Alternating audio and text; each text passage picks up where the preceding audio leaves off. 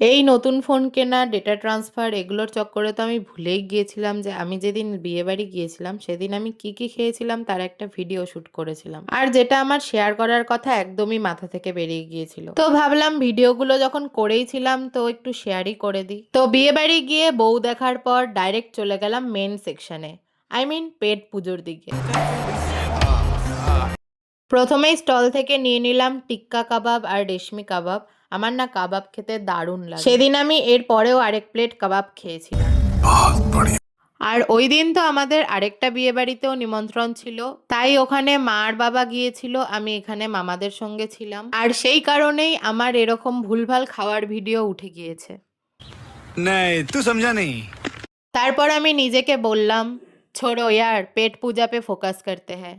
বাত তো সহি হ্যায়। তারপর আমরা নিয়ে নিলাম একটা করে মকটেল, আর তারপর গেলাম আইসক্রিম খেতে। সেদিনকে আইসক্রিমটাও বেশ টেস্টি ছিল। আর তারপর মাও ছিল না বলে আমাকে বারণ করার কেউ ছিল না, তাই আমি সেদিনকার 3টে আইসক্রিম খেয়ে নিয়েছি।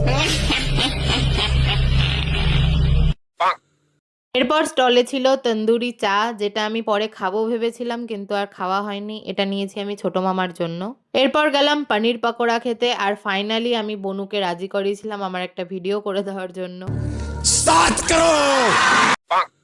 তো এইসব এত কিছু খেয়ে আমার পেট তো পুরো জ্যাম হয়ে গিয়েছিল, তাই আমি একটু রাত করে খেতে বসেছিলাম। একটু না, বেশ অনেকটাই রাত করে। তো তার মাঝখানে আমি একটু নাচানাচিও করে নিয়েছিলাম।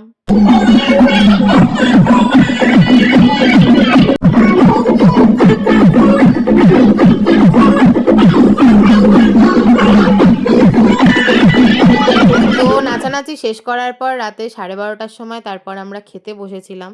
তখনও খুব একটা খিদে আমার পায়নি। তো এবার আসি মেন কোর্সে কি ছিল।